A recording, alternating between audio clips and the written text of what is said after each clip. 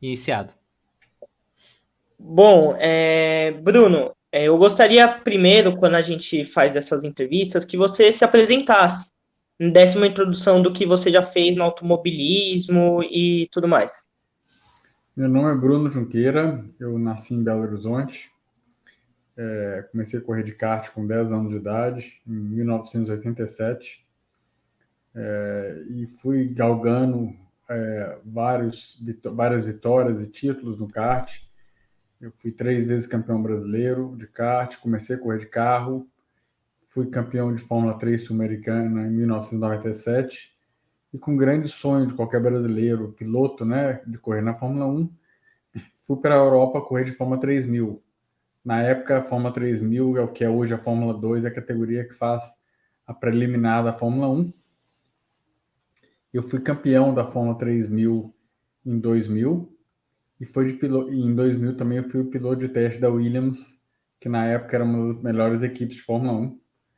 Eu tive um teste contra vários pilotos que eu ganhei e depois foi testado contra o Jason Button para ver quem ia ser o piloto e acabou que o Jason Button foi escolhido piloto da Williams e eu fiquei de piloto reserva. E depois eu decidi vir aqui para os Estados Unidos. Fui correr na Fórmula Indy em 2001, onde a Fórmula Indy estava muito forte naqueles anos, na equipe Chip Ganassi, que é uma equipe de ponta. Eu já ganhei corrida e fiz pole no meu primeiro ano na Fórmula Indy. Em 2002, 2003, 2004, 3 anos seguidos, eu fui vice-campeão da Fórmula Indy com 9 vitórias, acho que 36 pódios, uma carreira muito boa. Em 2005, eu estava liderando o campeonato, eu tive um acidente entre 500 milhas de Anápolis, eu quebrei as costas e aí fiquei um ano sem correr. Voltei a correr e fiz mais 3 anos na Fórmula Indy, depois fiquei mais uns 3 anos fazendo algumas carreiras, quando em 2011 eu comecei a correr de Sports Car pela equipe oficial da Jaguar, na América Le Mans, e corri aí full time até 2017, 2018 de América Le Mans, ou na United Sports Car, né? Foi mudando o nome da categoria. E depois comecei a fazer algumas corridas até 2019, né? Aí, em 2019, eu fiz 3 corridas da Lamborghini Super Trofeu, ganhei a primeira corrida. Eu ia correr em 2020 a Super Trofeu e veio o Covid, e desde então eu não corro mais. Então tem já quase 3 anos que eu não corro mais. Sim. A gente deu uma pesquisada aqui, né? Pô, não é todo dia que a gente consegue um campeão de Fórmula 3000, né? Hoje fica mais fácil o nome, né, de Fórmula 2. Mas, falando um pouquinho do início, qual foi a importância do kart na sua carreira automobilística? O kart é a base, né? O kart é o beabá, onde que a gente aprende. Na época, eu tive a felicidade que o kart no Brasil basicamente só tinha um chassi e um motor, era o kart Mini com motor Riomar V4. E como era tudo feito no Brasil, o pneu Brasa era o pneu, o custo do kart não era tão alto, então acho que tinha oportunidade de famílias de classe média igual a minha de começar a correr de kart, né? Meu pai me ajudou, então foi possível a gente começar a correr de kart. Depois, no meio dos anos 90, começaram a ter motores importados, depois chassis importados, o custo do kart no Brasil aumentou muito. Então, nesse final da década de 80, foi muito bom para mim. O kart foi muito importante, a gente faz bastante corridas, a disputa é bem intensa, o kartismo brasileiro era muito forte, né? Você vê que a gente sempre, quando ia para o Mundial, alguns brasileiros foram campeões mundiais naquela época de kart e me andava sempre muito bem, né? Então, eu tive uma felicidade também da minha geração do kart, né? Minha geração do kartismo ter sido muito forte, ter tido grandes campeões em várias categorias no mundo. Bruno, eu Bacana, vou bacana. prosseguindo daqui. Beleza. Fazer uma pergunta para o Bruno Junqueira, seu xará. Primeiramente, boa tarde, sou Leonardo, e eu queria te fazer um questionamento referente à Fórmula 1, que no início da sua fala foi o seu primeiro objetivo máximo dentro do automobilismo, e você teve, pelo que você falou, uma oportunidade que foi ser o piloto de testes, depois virar o piloto reserva, ainda na Williams, que na época era uma boa equipe dentro do cenário do automobilismo. Ficar fora da F1, como que você absorveu naquele primeiro momento da sua carreira, que ainda era um jovem, tinha muito a prosseguir ainda dentro do automobilismo, como prosseguiu, mas como que você absorveu aquilo de ser piloto reserva e não o principal da equipe naquele momento? Então, naquele ano que eu fui piloto reserva, eu corria na Fórmula 3000 e fui campeão. Então, eu concentrei, e na época o Franco Williams falou, ganha o campeonato da Fórmula 3000 que eu te coloco no carro no ano que vem. E eu fui lá com muita garra e fui campeão. Eu acho que na minha carreira, uma coisa assim, né? O meu objetivo era correr de Fórmula 1. Então, por um lado, eu tive uma carreira brilhante, muito melhor do que eu poderia esperar, e uma carreira vitoriosa na Indy também, que na época a Indy era muito mais forte do que ela é hoje. Então, eu tive né, eu acho que foi uma carreira bem legal. Claro, se tem um wish, né, uma coisa que eu poderia olhar para trás e falar, nossa, que eu queria ter feito, é realmente ter corrido de Fórmula 1, né, que eu fui campeão da Fórmula 3000, que significa a Fórmula 2, então na frente de vários pilotos, na hora que você olha o top 10 daquele ano, uns 6 ou 7 daqueles pilotos acabaram correndo de Fórmula 1. Então, não dizendo que eu sou melhor ou pior do que eles, né, mas naquele ano ali eu era o cara que estava em melhores condições de ir para a Fórmula 1 e acabei não indo, né? Então, um pouquinho frustrante, mas a vida é assim. Pelo menos eu tive a oportunidade de treinar de Fórmula 1, de andar muito de Fórmula 1, pela minha capacidade, pelos meus resultados, né? E na época, o Williams era uma das equipes mais tops. Eu desenvolvi o carro de 2001. Foi um carro que o Montoya e o Ralf Schumacher conseguiram várias vitórias e ficaram em quarto no campeonato. Então, foi legal participar um pouco disso. E quando eu vim para os Estados Unidos, eu tinha, né, a ideia de, quem sabe, depois de 1 ou 2 anos, voltar para a Fórmula 1, e acabou não acontecendo, e tive uma carreira muito, muito legal aqui.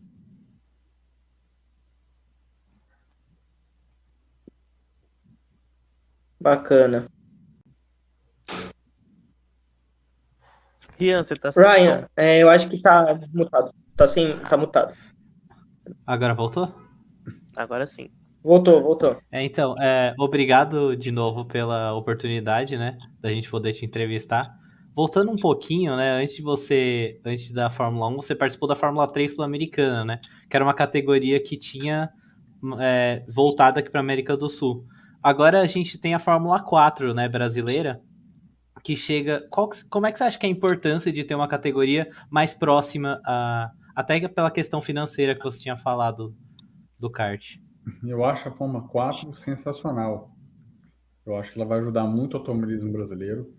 Que o grande desafio meu, quando eu saí do kart, eu fiz algumas corridas de Fórmula Chevrolet, mas o custo era muito alto. A Fórmula Chevrolet foi uma categoria que teve aí durante uns 3 anos, 4 anos, não lembro. E já era um carro muito mais rápido do que a Fórmula 4. Era um carro um pouquinho rápido demais para quem sai do kart. Então a Fórmula 4 é a categoria certa, carro igual para todo mundo, o carro bem dimensionado para um menino de 16, 17 anos que sai do kart. Então, é uma categoria perfeita. Eu acho muito bom, porque é legal, eu acho, que sair do kart, continuar no Brasil, correr 1 ou 2 anos, ter experiência para depois tentar ir correr na Europa e nos Estados Unidos. Então, é bem legal. Estou entusiasmado em ver que tem uma categoria, e é uma categoria que é o mesmo carro, não sei como que é do Brasil, mas provavelmente é o mesmo carro que tem tanto no campeonato europeu quanto no campeonato dos Estados Unidos. Então o piloto pode correr de Fórmula 4 aqui e fazer no final do ano uma corrida na Europa, uma corrida nos Estados Unidos, para ele ver o nível que ele está, entendeu? Então eu acho que é bem legal isso aí. E eu adoro a Fórmula 4, mais até do que a Fórmula 3, porque a Fórmula 3, a Fórmula 4 e a Fórmula 2, ela tem uma característica. É o mesmo chassi, o mesmo pneu, o mesmo motor. Fórmula 3 não. A Fórmula 3 tem vários chassis. Hoje em dia nem tanto, mas vários motores. Então, se você não está com o carro certo, você não tem muita chance. Na Fórmula 4 ou na Fórmula 2, tem a diferença entre as equipes. Uma equipe boa e uma equipe ruim, que vai dar uma diferença aí de meio segundo, né? No máximo, não vai dar mais de meio segundo. Então, se você é um bom piloto, uma equipe ruim, você vai estar andando em sexto, oitavo. Você não vai estar andando em vigésimo, né? Então, se você é um piloto bom numa equipe boa, você vai estar andando na frente. Então, eu acho isso legal. Já na Fórmula 3, apesar do carro ser um dos mais legais que tem de guiar, é bem difícil, porque se você não está no motor certo, no carro certo, fica difícil você andar bem, porque a diferença é bem maior. Entendi, legal. Falando um pouquinho, Bruno, você que correu aqui no Brasil, né? Correu em campeonato sul-americano, norte-americano e europeu. Você consegue descrever um pouquinho sobre as diferenças que tem de cada local assim que você correu? Boa pergunta. Eu acho que no Brasil, aqui é um pouquinho mais relaxado as coisas. Eu acho legal a corrida no Brasil, apesar que tem muita fofoca, mas tem muita conversa, mas é bem legal. Eu acho que é um automobilismo de base muito bom, sem tanta engenharia, sem tanta tecnologia, sem tanta frescura. E eu acho isso legal. Já na Europa é um automobilismo muito de engenharia, muito certinho, muito preto no branco, que você faz alguma coisa errada, você toma pênalti, você, sabe, tudo tem que andar na linha, sabe? Tem que ser tudo by the book, que a gente fala, tudo certinho. E aonde o piloto não pode errar, senão os caras da equipe ficam doidos. É um negócio bem formal. Piloto não tem que ser amigo de piloto, tem que, sabe, tem que ser aquele negócio, vamos lá fazer meu trabalho, isso aí. Já nos Estados Unidos, não. É um negócio bem mais relaxado. Apesar do que dá a pessoa, aqui nos Estados Unidos o pessoal não rala tanto. O nível de competitividade é altíssimo, só que as pessoas não ficam tão estressadas. Mais ou menos como se fosse no Brasil, entendeu? É mais um tipo brasileiro de automobilismo, não tão profissional, não tão à risca, só que com nível de organização muito bom. Eu acho legal nos Estados Unidos. As coisas acontecem mais fácil e tudo, né? Eu lembro quando eu fui correr na Indy, muita gente falava, que na Indy tem um monte de bandeira amarela, vocês têm a corrida só economizando combustível, que é muito fácil. Aí eu falava, gente, olha, primeiro que bandeira amarela às vezes é bom, às vezes é ruim. Você está liderando a corrida e vê uma bandeira amarela, é horrível, te coloca numa posição ruim. Só que para quem assiste é mais legal, deixa a corrida mais divertida, né? Você pode estar faltando 10 voltas, parece que a corrida terminou, dá uma bandeira amarela, junta todo mundo. Deixa a corrida para o espectador muito mais atraente, né? Agora, economizar o combustível é bem difícil economizar combustível andando rápido. E hoje passa-se 20 anos. Hoje a Fórmula 1 acho que tem mais bandeira amarela do que na Fórmula Indy. A Fórmula Indy eles fizeram várias coisas de safety car, de tirar o carro rápido e tudo. É melhor, o processo é melhor do que na Fórmula 1. Tanto que hoje na Fórmula 1, depois de Monza, né, e também ano passado a última corrida, estão tendo esses problemas de regras que eles querem mudar. Na Indy está há 20 anos na frente da Fórmula 1. Então eles são muito bons nessa parte de fazer as bandeiras amarelas mais rápido, as coisas acontecerem mais rápido, entendeu? Então eu acho que isso aí é bem legal. E a Fórmula 1 espero que chegue nesse ponto da Indy também, porque hoje em dia, se um carro parar na pista, eles dão bandeira amarela, né, na Fórmula 1, que antigamente não existia isso, né? Às vezes você tinha acidentes e a corrida continuava acontecendo há 20 anos atrás. Hoje um carro parou na pista faltando 5 voltas, acaba a corrida, né? O que aconteceu em Monza. Então eles têm que se acertar também, com certeza vão se acertar. Mas isso é a diferença entre o automobilismo americano e o europeu, né? Cada um com as suas vantagens. Bruno, você comentou que no início da sua carreira você correu com pilotos na Fórmula 2 que depois ingressaram à Fórmula 1, exemplo do Alonso, do Raikkonen. esses pilotos trilharam grandes carreiras dentro do automobilismo, dentro da Fórmula 1.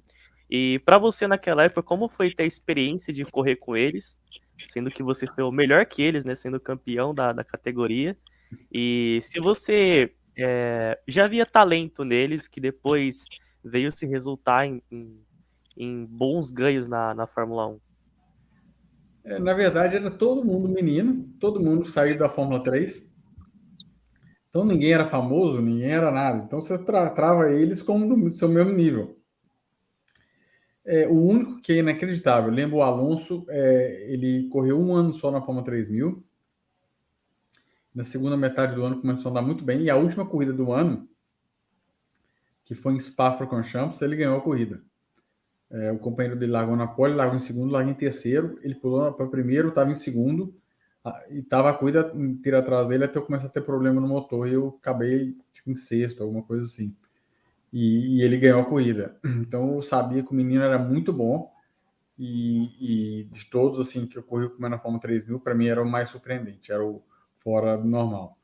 Mas é engraçado que ele era super tímido, não falava inglês direito, era outra pessoa do que ele é hoje, né? Mas um grande piloto. Muito bacana saber disso. Amizades da Fórmula 2, Bruno, até hoje, de quem tá na Fórmula 1, de quem trabalha nos entornos? Não, da Fórmula 3000, né? O único que está na Fórmula 1 que correu comigo ainda é o Alonso. Né? Ele tinha até parado de correr, eu falei, acabou a minha geração, né? Todo mundo da geração já parou, aí ele voltou agora. Eu tenho alguns contatos na Fórmula 1, mas muito pouco. Eu tenho muito mais amigos na Fórmula Indy, ainda continuo amigos de vários pilotos e tudo. Até agora, mês que vem, a gente vai fazer uma corrida lá na Cidade do México, junto com a Fórmula 1, domingo. A gente vai fazer a preliminar, vai ser Race of Legends, a corrida dos Legends. Todo mundo vai andar no carro lá numa Mercedes, GT, alguma coisa assim. Vão ser 12 pilotos que corriam na Fórmula Indy ou na Fórmula 1, todos que correram de Fórmula Indy nos anos 2000. Então vai ser bem legal, que a gente até hoje se mantém, se encontra de vez em quando, tem uma turma boa, que é a grande diferença da Fórmula Indy com da Fórmula 1. Na Fórmula 1, há 20 anos atrás, nenhum piloto era amigo de ninguém. E na Indy já era todo mundo mais amigo. Claro que na pista a gente disputa, tem um ou outro que tem inimizade, mas no geral os pilotos eram mais amigos. Né? Na Fórmula 1, naquela época, não. Hoje eu vejo que um pouquinho melhorou. Melhorou uns 20%. Você vê um piloto ou outro um pouquinho mais amigo. Mas há 20 anos atrás, você não podia ser. O outro piloto era o seu maior inimigo. Era assim que era a metodologia europeia.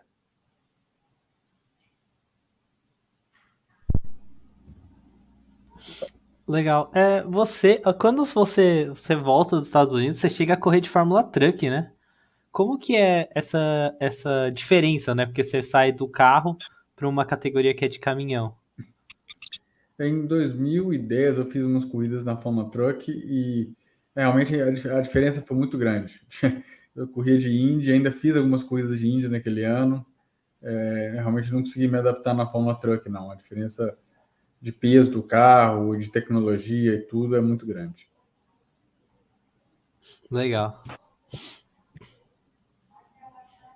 Ô Bruno, mas falando assim, você fala bastante da Fórmula Indy, dá para ver que ela te marcou bastante, né? E é uma fórmula que a gente acaba não acompanhando muito no Brasil. Mas você consegue dizer as principais diferenças, assim? Porque também tem a NASCAR que dizem aqui que comparam com a Stock. Você consegue dizer as diferenças entre a Fórmula Indy, a própria NASCAR e a Stock? Olha, o que acontece talvez nos anos que a Fórmula Indy era muito forte, vocês estavam usando fraldas, com todo respeito, ou talvez nem eram nascidos. No final da década de 90, ou na década de 90, e nos começo dos anos 2000, a Fórmula Indy era muito forte. Eu me arrisco a falar que a Fórmula Indy tinha 50% da audiência e de budget e de tudo que a Fórmula 1 tem. Ou seja, a Fórmula Indy seria uma metade da Fórmula 1.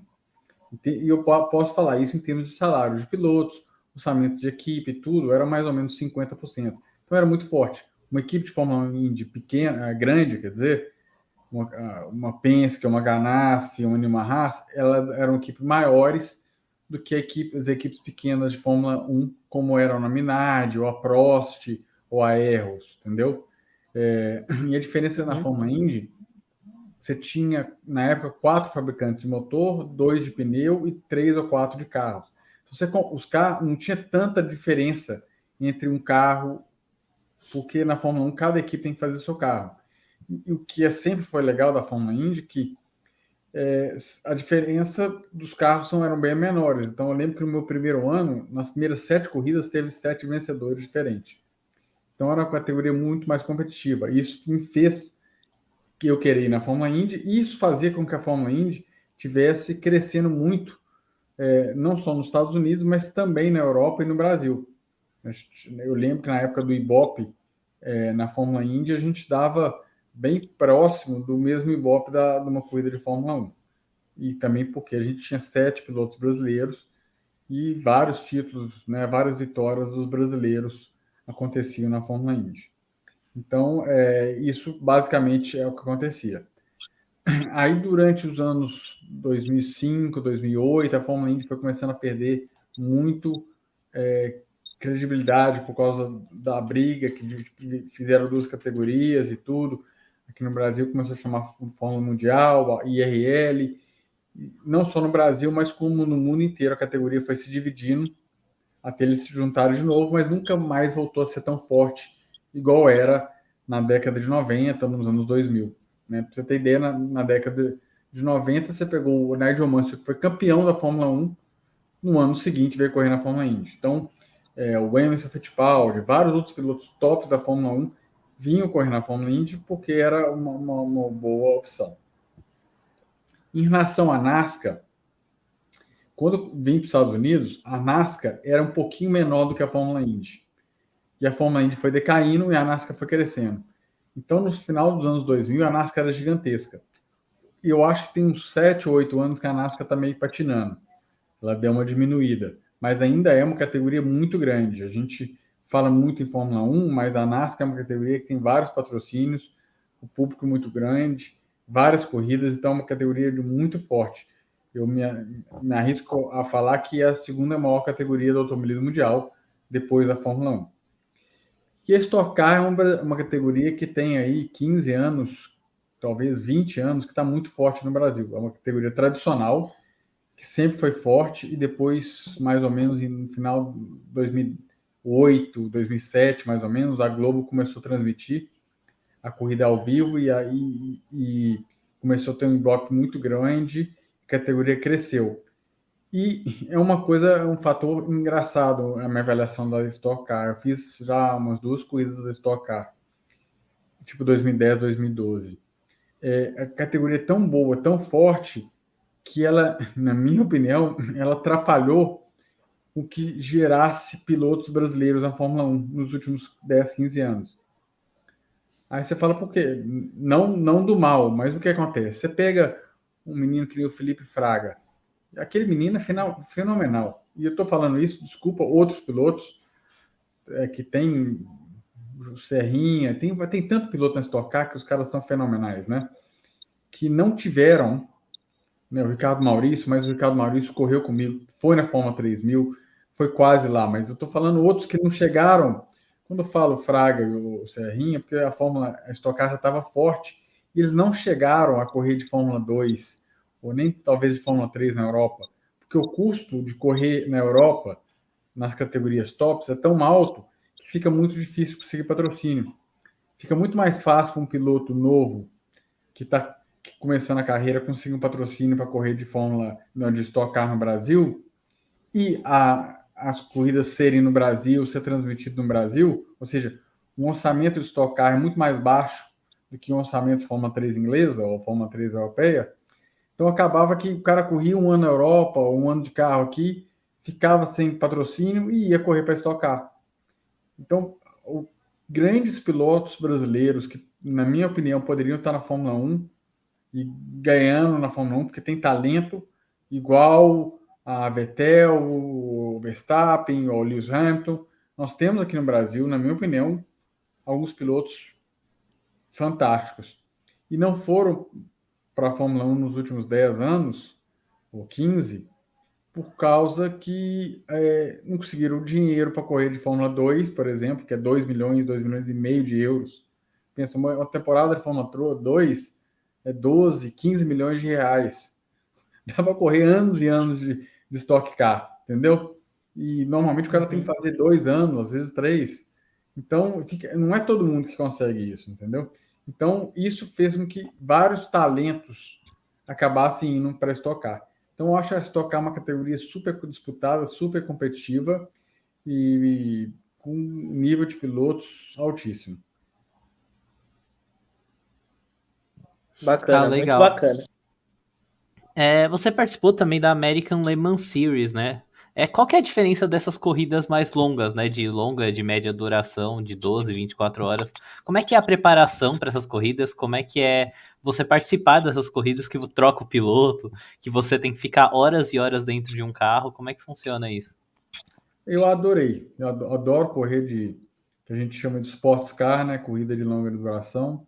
Eu acho que você tem que aprender a não pensar só em você, pensar muito mais como equipe, como se acerta o carro para você, para o seu piloto, para o seu companheiro de equipe. Às vezes você tem 2 companheiros de equipe. É uma corrida mental muito importante, de estratégia muito importante, e eu acho bem legal. E as corridas também são muito disputadas.